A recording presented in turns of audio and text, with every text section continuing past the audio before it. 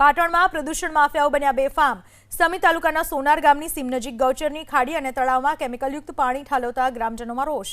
ગ્રામજનોનો આરોપ છે કે કોઈ અજાણી ખાનગી કંપનીએ કેમિકલયુક્ત પાણી છોડતા ગૌચરની ખાડી અને તળાવનું પાણી ગુલાબી રંગનું થઈ ગયું છે।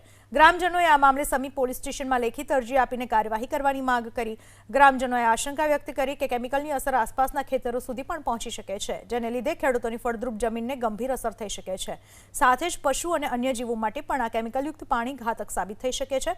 ગ્રામજનોની રજૂઆત બાદ જીપીસીબી, કલેક્ટર અને મામલતદાર સહિતના અધિકારીઓ તાત્કાલિક સ્થળ ઉપર પહોંચ્યા અને તપાસ હાથ ધરી। જીપીસીબીની ટીમે તળાવમાંથી પાણી અને આસપાસના ખેતરની માટીના નમૂના લઈ પરીક્ષણ માટે લેબોરેટરીમાં મોકલી આપ્યા। જો પ્રશાસનની આ જ કામગીરી માત્ર દેખાવ પૂરતી હોવાના આરોપ સાથે ગ્રામજનોએ વિરોધ પણ કર્યો। તો આ ફેક્ટરી જે છે એ ફેક્ટરીની અંદર જે બારે એમને જે વાડ કરેલી છે જે સિમેન્ટની બ્લોકની, અને એ વાડની બાજુમાં એમને એ કેમિકલ સળગાવતા એનો પણ વિડીયો અગાઉ આવેલો છે।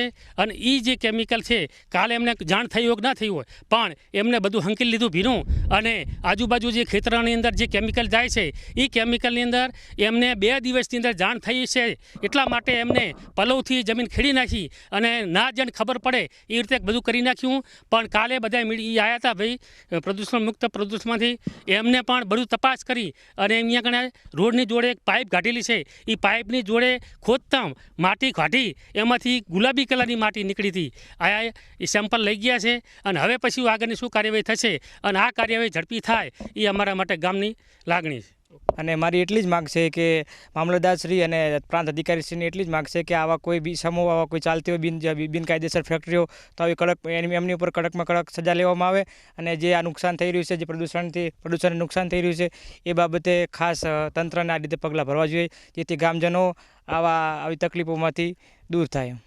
કાલે પર્યાવરણ પાલનપુરથી ટીમ સેમ્પલ લેવા આવી હતી। હર્ષ પટેલ ને સાહેબો હતા પાલનપુરથી, એમને કેમિકલના લેબોરેટરી લીધી અને ગામ લોકોને સાથે લઈને આવ્યા, પણ ગામ લોકો સાથે નહીં, અને જે માલિક ફેક્ટરીના એની સાથે બેસીને એમને જવાબ લખ્યા।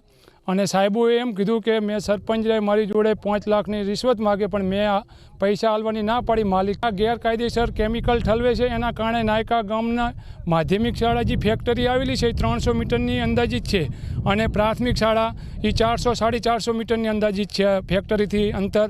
એના કારણે જે વિદ્યાર્થી બાળકો ભણવા આવતા નથી સ્કૂલ, એની દુર્ગંધ આવે છે। અને કેમિકલ નીચે સ્ટેટ હાઈવે નીચે પાઇપલાઇન નાખી અને ખેતરમાં ખુલ્લું ઠલાવતા હતા। એ કાલે આ પાઇપલાઇન જે બંધ કરેલી હતી અમે જીસીબી મશીન લઈ અને પાઇપલાઇન ખુલ્લી કરાવી અને કેમિકલ જે એના નમૂના લીધા, પણ અધિકારી જે આવેલા હતા એ બધા 60 મળી ગયેલા હોય એવું લાગતું હતું અમારી જોડે।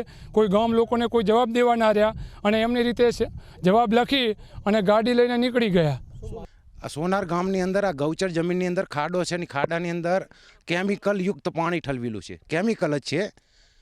અને આ પાણી હજુ ખેતરોમાં ફેલાશે, ચોમાસાનું તળાવમાં ફેલાશે, આનાથી દરેક જીવજંતુને નુકસાન જ છે। પછી ખેતરોની અંદર જશે એટલે આની ફળદ્રુપતા હાવ ભસ્મ કરી નાખશે, બાળીને જે અળસિયા હોય કે જે લાભદાયી ફૂગ હોય ખેડૂતોને આના માટે બહુ હાનિકારક છે અને બિન ખેતીલાયક જમીન થઈ જશે હાવ। અમારી માંગ એ છે કે કોઈ પણ કેમિકલ યુક્ત કોઈ ફેક્ટરી અહીં ચલાવવામાં આવે નહીં એવી અમારી ખૂબ માંગ છે। ન કે ગમે ત્યારે આ ઠલવી જાય છે રાત્રે આવીને, કોણ અહીં જાગતું હોય, આવી અમારી એક ભલામણ છે।